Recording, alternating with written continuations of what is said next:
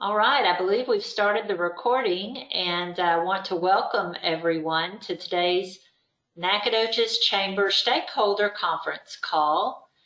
I do want to mention, I know our community and our neighbors around us in Texas are doing a lot with cleanup and restoration after the storm that we experienced yesterday.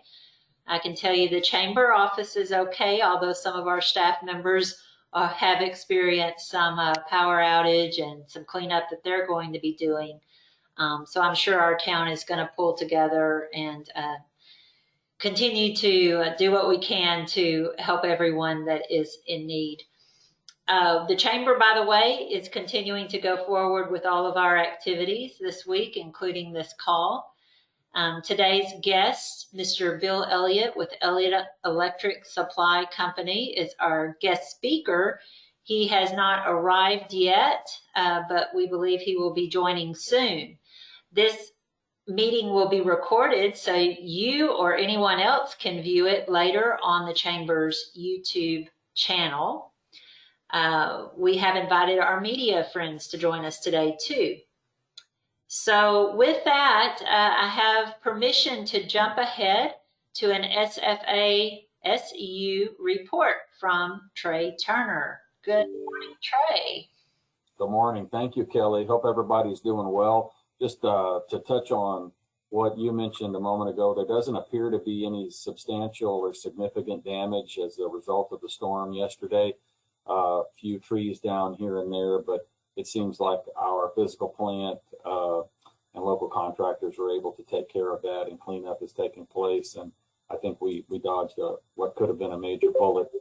On another note, on an enrollment note, we're still trending positive for enrollment growth this fall.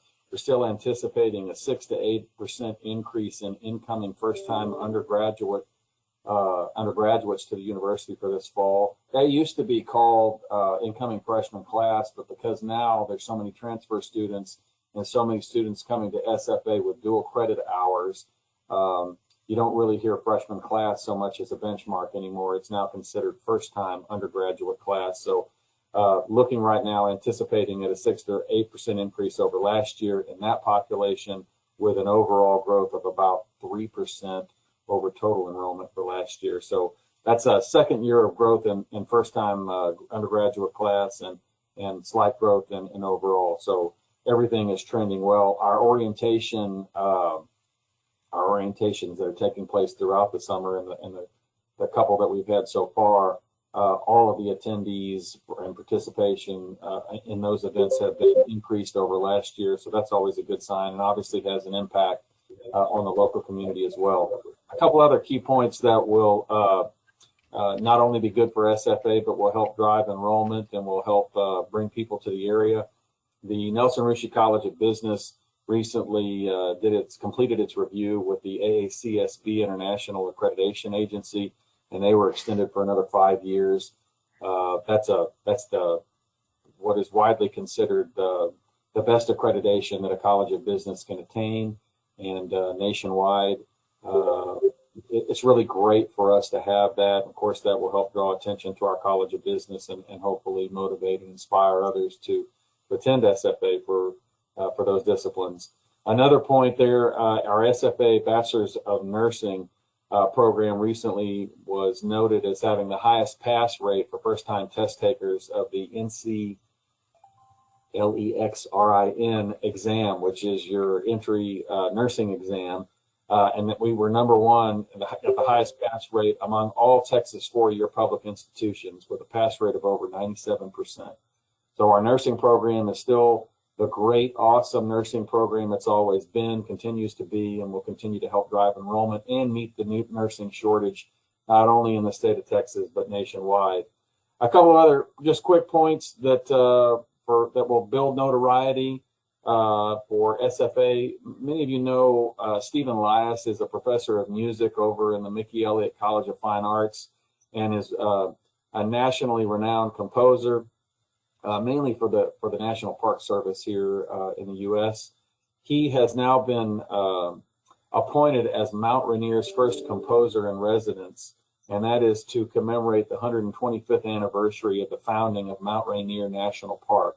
So he'll be composing a piece for that, and that'll get a lot of publicity. And of course, you'll be seeing more information about that probably in the sawdust and in our SFA Today information. We're really proud and excited to have one of our own professors being recognized in that way. And then lastly, Candace Hicks, who's an associate professor of art, also in the Mickey Elliott College of Fine Arts, has been selected to receive a Fulbright scholarship, which is a fellowship, a very highly sought after, very respected fellowship award for professors. And in academia, that's a really high benchmark to achieve.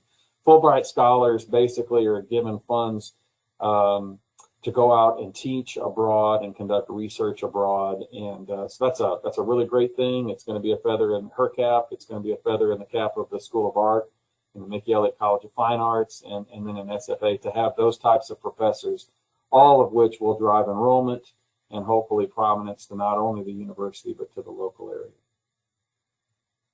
And that concludes my report. Any questions? A lot of good things happening over there. We're very happy to hear that the campuses did not sustain any damage from the storm. Did anyone have any questions for Trey at this moment?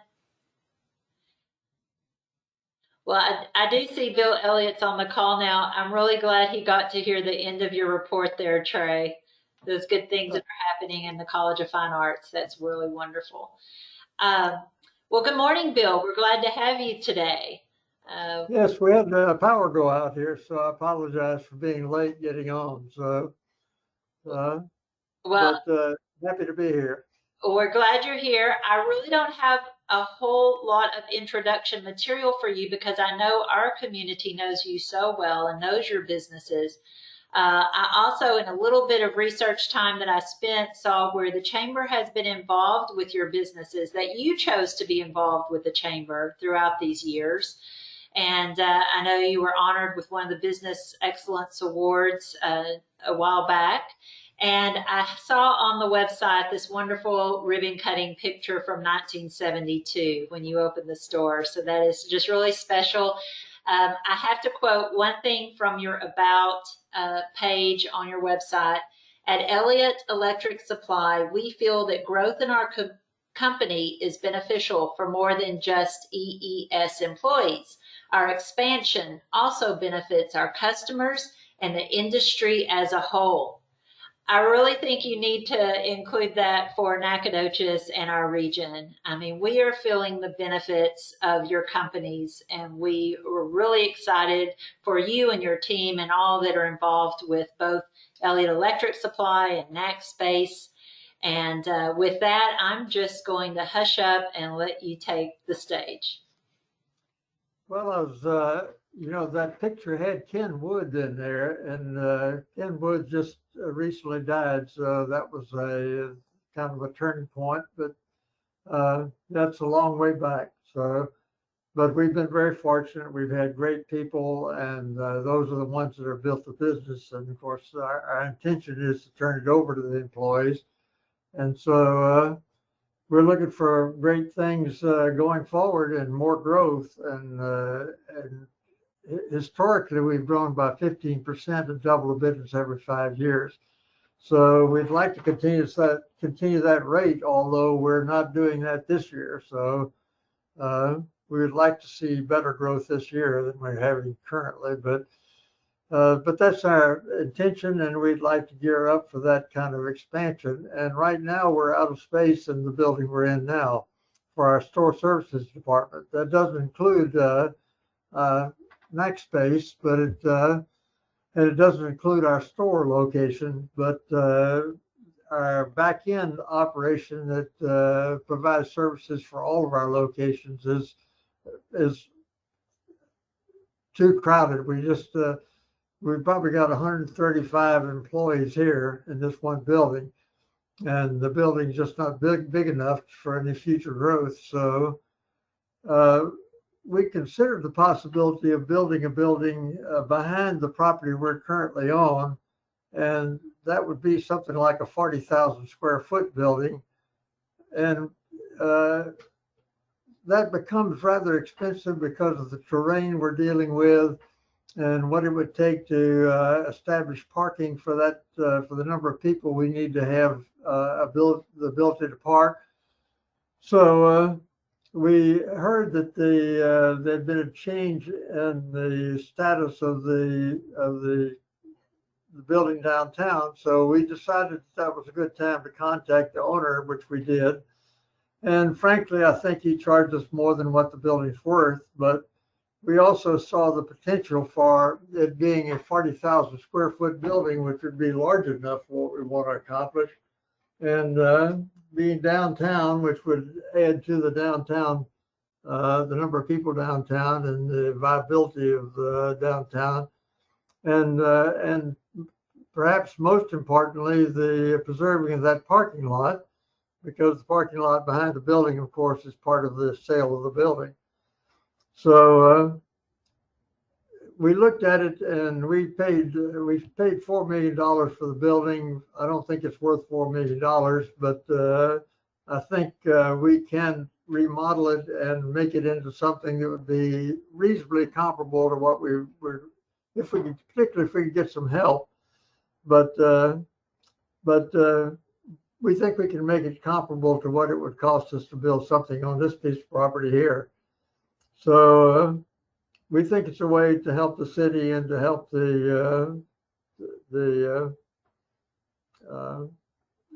remove a vacancy and preserve the parking lot. So our intention is to, right today, actually Monday, they started with remediation because there's some adhesive in the tile that is asbestos, and they'll remove all it. It'll be maybe 2 weeks, and we'll start demoing it. And the idea is to demo the entire interior of the building. The building is old. It's actually comprised of 3 different buildings. Each of those buildings have floors at different levels. So many of you have already been in the building probably, but for those that haven't, if you go up to the 2nd floor, half the building is at one level and the other half of the building is at 4 foot higher level. So it has those, and that inconsistency appears throughout the building. One of the buildings goes up to 4 stories. The other building goes up to only 2 stories. So making that a usable space is going to be a challenge. But the first thing really is to get everything in good condition. So it is possible for us to add 2 more floors to a large portion of the building. And Army Curtis is actually doing the architectural work for us. And so the first thing we need to do is we need to clear out the building, demo the building, and then go back into it and decide how that space can be used. We're going to have to add elevators to it because the elevators they have is not adequate to get 135 people in and out of the building every morning. And we anticipate that we will use up to probably 200 people in that building. There may be additional space that Holly may want to lease to someone, but we're not sure about that. It depends on, again, on whether we add 2 more floors to one part of the building. So we're anticipating this could take up to as long as 2 years, and probably more. I would like to get it done in a year and a half, but that's the goal is to turn it into an office building for Elliott Electric Supply. The parking lot is a different problem. The parking lot is large enough for us to park our people on it, and to be able to handle 200 people in the building itself. It's very possible that would represent an opportunity for the city to do something with the parking lot that would enhance the ability for people to park downtown. I think those of you who were here for the most recent event that we had know that every square foot of parking was covered up with a car somewhere, including the parking lot that we own down there. And we'd like to make that parking a stable situation for the city, because there's so many buildings that are pretty much worthless without parking. The Maz building and the Wyatt building are two good examples of that. So if there's no way that you could use the size of that building without having an adequate parking solution. So that was a big emphasis for us in buying the building, to make sure that we preserved that parking and that parking was available for public use. So I don't know. We'll start demoing it. When we start demoing it, we'll see what we got. We probably will not remove the vault. Some of you have seen the size of that vault. I think it'd be so expensive to remove that vault, it'd be impractical to do so. But we'd like to do a really nice job of it, and we'd like for you to be proud of it.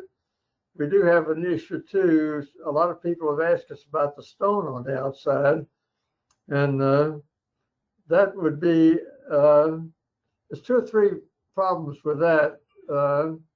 One of them is there would be an expense to remove the stone and to do something with what's left over. They apparently put it on brick, but we'll know more about it as we start pecking away at this. But very likely there's mortar in the brick. So what we're not sure really what would be practical. And since there were originally 3 buildings, they have a side entry, for example, and you enter the side entry of the building, and then there's a marble staircase that goes up 4 floors. And so and then you enter the front part of the building, and it's at one level, the street level, and then you go to the back of the building, and it's 4 feet lower in the community area. So basically, we got a horrible building. We got a large building in a great location with a wonderful parking lot, and a horrible inside. So what we're going to be able to do with this is going to be very interesting, and we hope that Army comes up with some creative solutions. He did such a beautiful job on the hotel. I mean, you could not ask for anything having been done more artistically or more intelligently. So we're anticipating he's going to lead us through this gauntlet.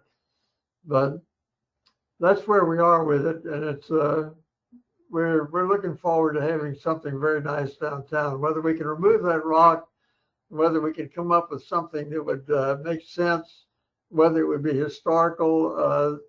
One of the problems we've got, frankly, is when they put the rock on there, they removed it from the historical overlay. So the building is no longer a part of the historical overlay, and therefore may or may not be eligible for some assistance in the remediation of it. So all of this is very premature, and we don't know what we can do and what we can't do and what we can accomplish. So, and there may be some limitations, particularly when it comes to removing that rock, if we are unable to do anything more creative than what's currently available. But we're willing to spend some money on it and see what we can accomplish. So I'll be glad to answer any questions you might have, but that's pretty much where we are. So I've seen, I think the original estimate he thought was $6 million, but I don't think $6 million will come anywhere close to remodeling that thing. So it's probably, if we can do it for 12, we'll probably be, I think we'll probably be pretty lucky. 12 in addition to the 4 we've already invested in it. So, but we'd like for it to be something nice and something you guys would be proud of and would enhance the downtown environment. Well, you may have some questions from the others on the call, but I just want to first say thank you. I think just the intentions that you have uh, with this property are just fantastic. So whatever happens, happens. But to have that locally owned, used for our local business, the headquarters of EES is just so special. I'm sure when I learned of this, the news, when the news broke officially, you could probably hear me screaming with delight, unless there were others that were just yelling a little louder than I was, because it was such good news when I heard it. So I will offer, since Mr. Elliott said, does anybody have any questions? Offer time for that.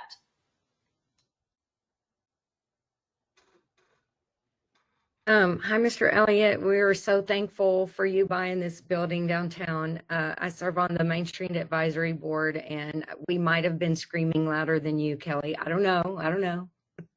But we are so excited and thankful. Holly knows. You mentioned something about the parking, and something that questions I have been asked is there an option or a possibility of a parking structure? Is that an option, do you think, or anything you might want to comment on at this time? We are going to, Army is going to do the design work necessary to put an elevated parking garage in there, and we will see where that goes. We would be willing to give the entire area to the city if the city was interested in owning it. But we would want in return for that to have some improvement in the parking that's currently available. So, and we'd like an assurance that we'd have enough parking spaces for our employees during working hours. So, but I really do think that the parking area would be better suited to be owned by the city and not owned by an individual.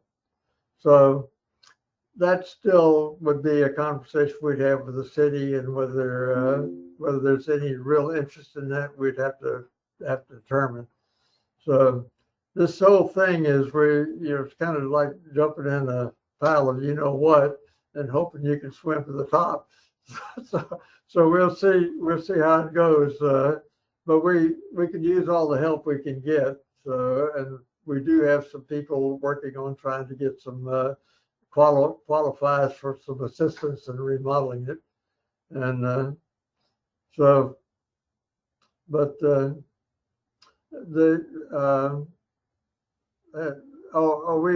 one of the things that was interesting is we did find original drawings when in the last two remodels. So that's helped Army in determining what the structural elements are of the building and what was done previously, but we still don't know what's beneath a lot of that stone, or what could be. I really think probably treating it as though it's three buildings, even though they're all connected together, even though they would all be accessible by the same elevator, would be a more natural approach to using that space. So, and if we could actually make the outside have that same more or less appearance, I think we might. We'd like to keep the marble stairway, but to do that, I mean, we have to have access to the side of the building also. So it's going to take some creativity to make it as attractive as we would all like for it to be. So Great question. Any other questions? Well, I just want to say thanks again, Bill, for taking on the challenge, because it's exciting for us to watch and to imagine what's going to happen once or as this continues forward. Please consider the chamber as a good way to communicate with business leaders in the community as a whole. If you ever would like to make any other announcements, you know how to get in touch with us. And I hope you can stay on the call if you'd like to listen to the other reports and updates from this great list of folks that are with us. One more chance. Did anybody have one more question for Mr. Elliott? All right, then I'm going to move on to Kevin Meyer, the Public Information Officer for the City of Nacogdoches. How are you today, Kevin? I'm doing well, thanks. Can everybody hear me?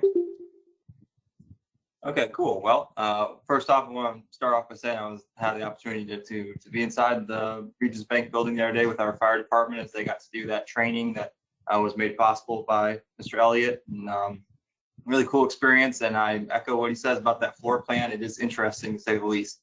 It's a huge building. I kept walking into a different hallway, and there's 6 more offices, and then there's this and that and different levels. It's wild. So interested to see what you guys end up doing with that, but very cool experience, and I do appreciate being connected to that by virtue of work for the city. So that being said, biggest thing I think on all our minds is obviously the storm yesterday. Relieved to find out that citywide we didn't really have any major issues with the rainfall or wind or anything like that. Checking around different departments today, and pleased to report no major closures or anything like that.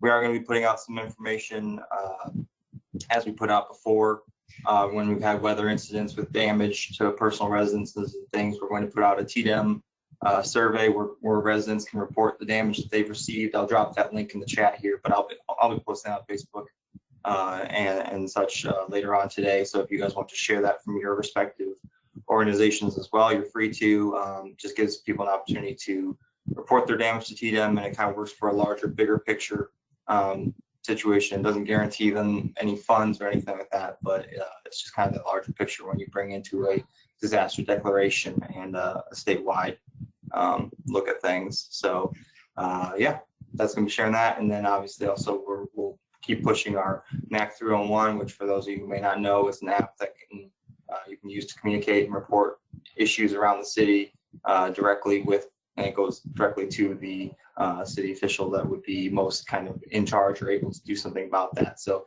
say it's a pothole or a street light that's down or anything like that, or if there's storm damage that you think somebody needs to know about, if your street didn't drain because the storm sewer at the end has a big old stump in it, something like that, we want to be able to push that so people have a way to report that information to the city and get it handled in a prompt manner. That's all I've got. Thank you, Kevin. We appreciate you being a part of the call, giving us those updates and giving us the information. The Chamber was able to share both your post on social media and the County Emergency Management Center. So we appreciate having access to that. Moving on, also with the City of Nacogdoches, representing our tourism arm, we have Natalie Dunn with us today. Hi, Natalie, with Visit Nacogdoches. Would you like to give us a quick report from your area? Hi, Ashley didn't give me anything to report, but I can talk a little bit about the Old Town Rigdown. Can everyone hear me all right, by the way? Okay, good. So the Old Town Rigdown is gonna be coming up pretty soon in September. It'll be on the 13th and the 14th. There's gonna be food trucks, games, live music on Friday and Saturday. And that Saturday is, they're gonna have 2 featured artists, and it'll be Neil McCoy and Randy Hauser. I think that's how you pronounce his name. So 2 pretty big artists. So we're pretty excited about that. This past weekend, we had the 4th of July on Thursday, and that was a really good turnout, I thought, at the festival park for that as well. So that's my little report. If anyone has any questions about Old Town Rigdown, I can try and answer them for you as well. All right, and I'm going to thank Natalie for her help with SFA orientations. Trey mentioned all summer long, orientations for first-year students and transfer students will be going on, and we are so thankful that SFA invites community leadership to come be a part of that. We get to talk with the families, the parents, and the students about what they'll get to experience while they're going to school here. So thanks, Natalie, for helping us out with that too. Okay, moving on. Again, City Representative, Main Street Manager, Tori Huddleston. Hi, Tori. Hello, good morning. So of course we are all excited for Elliott Electric to come downtown. Everybody's been asking me questions about it, and so I'm glad that I got to hear a little bit from Mr. Elliott today. And I'll be in on a few meetings later on about development for the demolition and everything too. So I'm really excited. One of our biggest things coming up is our Brick Street Burger Battle. So that is coming up the same day that the Old Town Rig Down event starts, so September 13th. This is our third annual event, and last year we had over $7,000 spent in downtown on burgers alone. And so I'm really excited to try and beat that number. My goal is 10,000. And so we are gearing up and working with our downtown restaurants to get them signed up and inviting them to be as creative as possible to win that Burger Battle Championship that we have done for the past couple of years. It's been a really fun event that the entire community has gotten involved in, and so we're getting geared up for that. I'm ready for some burgers. Yes, they are pretty good. They go all out, so it's definitely a challenge that you want to go and test out. I'm really interested to see what Pemberley's is going to do to reclaim that honor. Yeah, they're the ones to beat this year. They won the Burger Battle this past year in 2023, and then our first Super Bowl in February. So they're the ones to beat this year. Well, I'm excited. Thank you for joining us, Tori. Did anybody have any questions for Tori?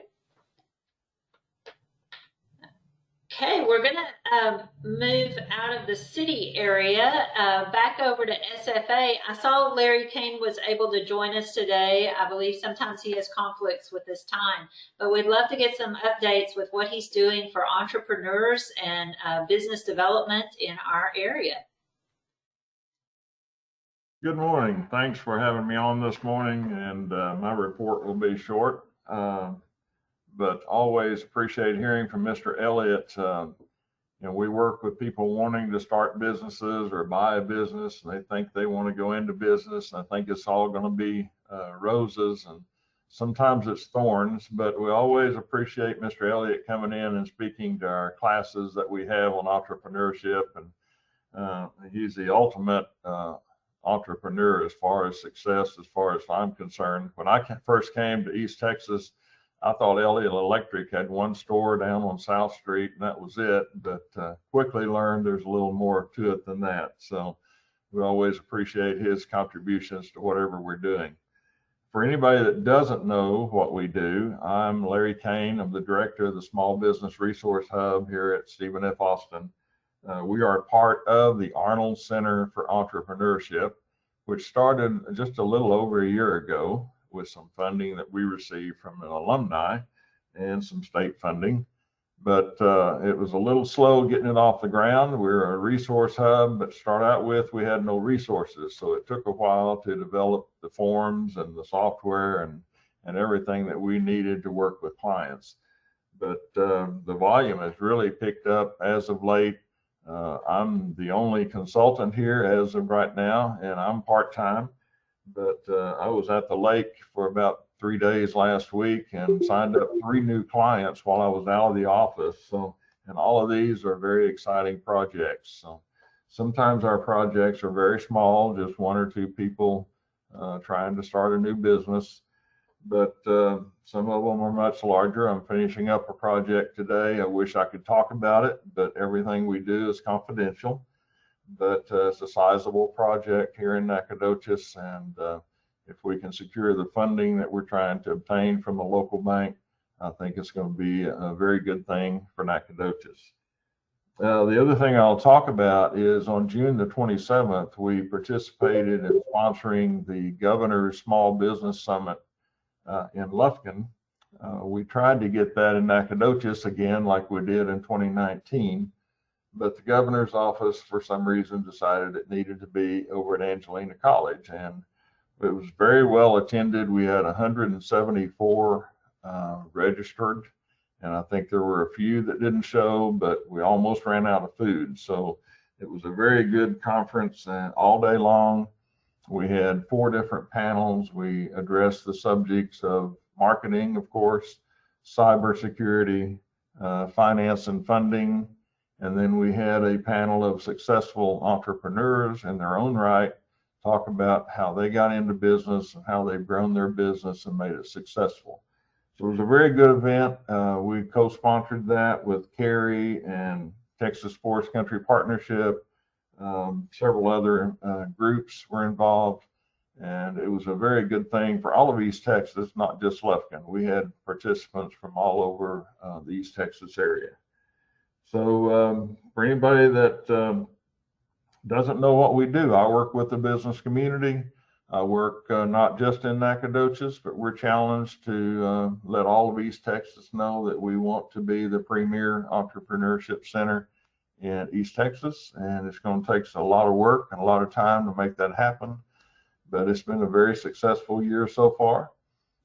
Just wish I could talk more about what we do and who we work with, but unfortunately I can't. Be happy to answer any questions if anybody has any.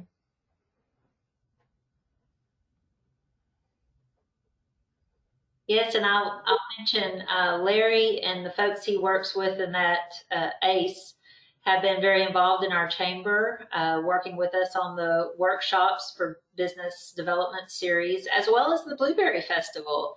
The ACE was one of our major sponsors, and we appreciate you supporting that event as well. Okay, before I move into our Nacogdoches ISD report invite, I wanted to mention Caroline Garner, who is the president and CEO of our Nacogdoches Area United Way. Unfortunately was affected by the storm. She sent a little note to me this morning saying that she's on the line, but her microphone is not working right now. Caroline, if it's working now, you can jump on, but I did want to mention United Way is very busy this summer. She and members of the board will be getting ready for appropriations. That meeting is happening this week, and you know that's a significant amount of funding that goes out to our agencies here in Nacogdoches, locally used and servicing our neighbors. So we appreciate the work that they do there. And I do know that the campaign kickoff will probably be coming up. I don't have all the details, but be looking for more information on that. Typically that's going to be in August. So it's going to be a fun time as we get ready to kick off the campaign for next year's funding. All right, we have Erin Wyndham with Nacogdoches ISD with us today. Hi, Erin. How are you? Hi, good morning. Well, I know we're just got into summer, but you know, we're gearing up for school.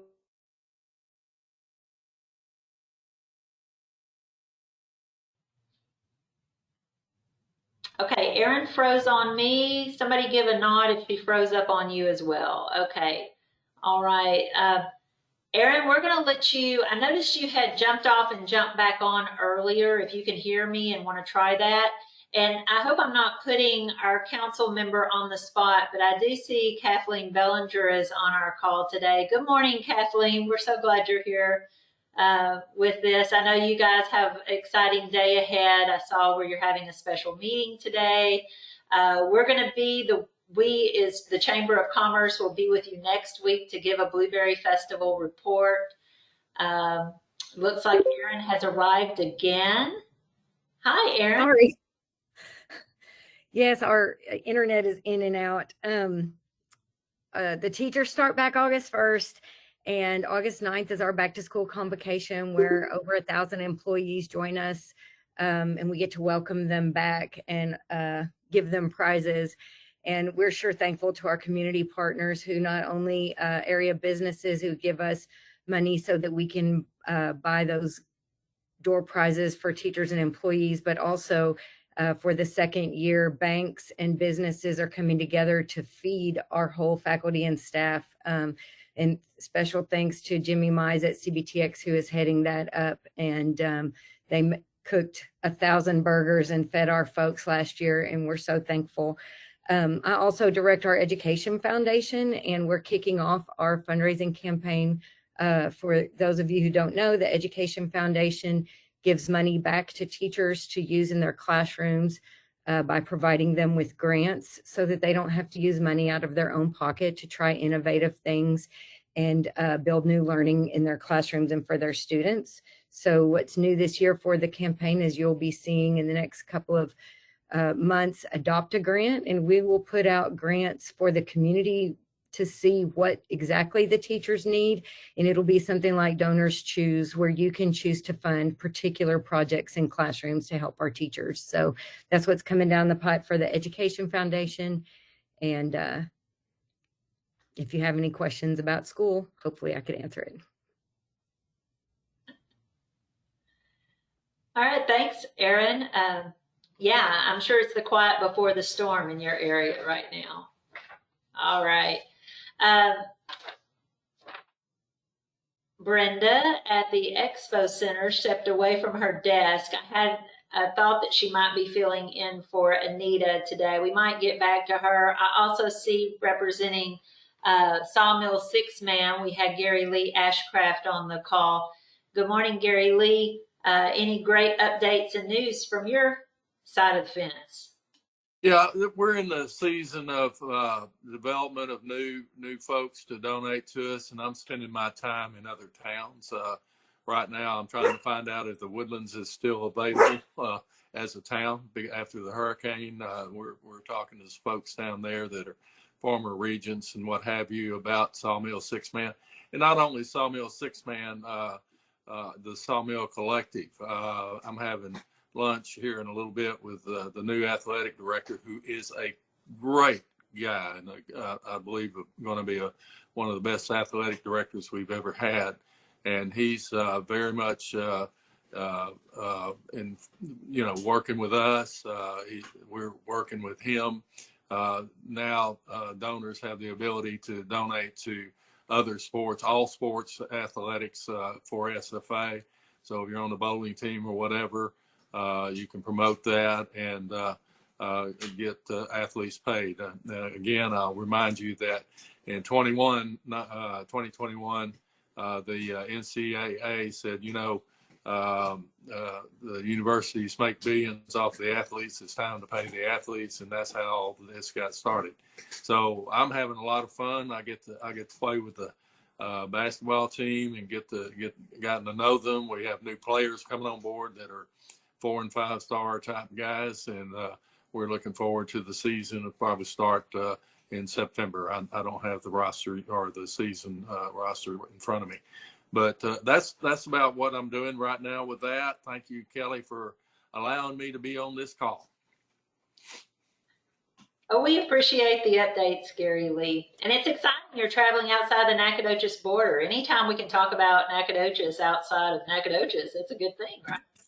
Everybody loves Nacogdoches. And one of the things I didn't say because I'm not prepared for anything, we're in the Southern Conference now. So all the games, all the competition will be within reach of the fan base. And so we're trying to kind of help the athletic department and then, of course, basketball to bring in the fans from other places. And I'll tell you, some of the athletes, they're not making a lot of money like the Big Five or anything like that.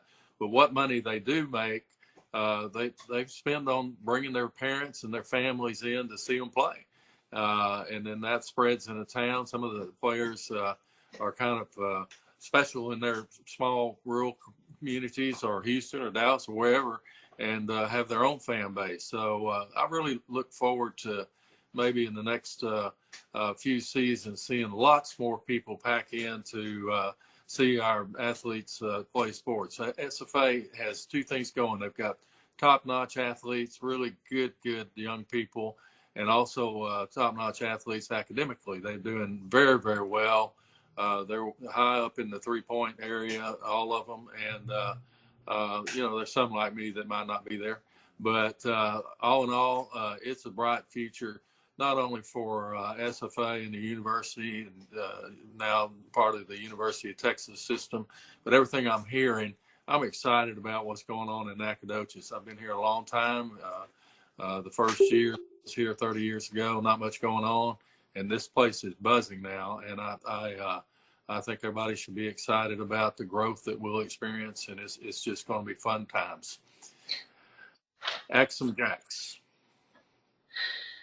That sounds great. That's a good way to look at the next half of this year, too. So before I wrap up with some chamber comments, did anyone have an update, some good news to share? Well, we look forward to hearing more about what's going on in Nacogdoches. I can tell you from the chamber angle, we have not slowed down. We actually have a little bit of a change in our schedule. The typical schedule for an Alive After 5, which is our business after hours, would be a Thursday. But our host this month, which is Goodwill, Central East Texas, our downtown Goodwill location, is hosting Alive After 5 today. So if you can join us today at 5:30 downtown Nacogdoches, we'd love to see you there. They would love to see you there. I'm sure you could probably fit in some shopping for unique items, as well as get to know the Goodwill staff and what they do in our region. We also have several ribbon cuttings coming up now. We have the Lunch and Learn social media workshop that will be held at the College of Business. It's going to be later this month on July 23rd. We have our Eggs and Issues coming up this month on the 25th, sponsored by Harry's Building Materials, but will feature a report from TxDOT Lufkin District staff for the projects going on in our county. So please try to join us there. And we have an orientation that day as well. And when we say orientation, we mean a chamber liftoff, so that our new members, or if you're new to the chamber, maybe with a business that's been a member of the chamber and you just want to get to know us better, please consider coming to that orientation. More is going on. Please go to nacogdoches.org to check that out. One important deadline that the chamber has coming up is the deadline to submit nominations for our annual awards. I mentioned earlier, Elliott Electric Supply honored as Business of the Year. We will be awarding small, medium, large businesses of the year. We will have our Citizen of the Year named, as well as the Nonprofit of the Year and other annual awards that our board will oversee. So our annual meeting is in September, but the deadline to get the nominations in is this week. So Friday is that deadline. You can go to nacogdoches.org, look on that homepage, and you'll find more information for both the annual meeting and awards banquet, as well as the nomination form link. Thank you, Burke, for sponsoring this call. I think it's a wonderful way to get information out and to help get information out in our community from all these important folks in our community. So Kelly Augustine signing off. Thank you guys. Have a prosperous day, fun week ahead.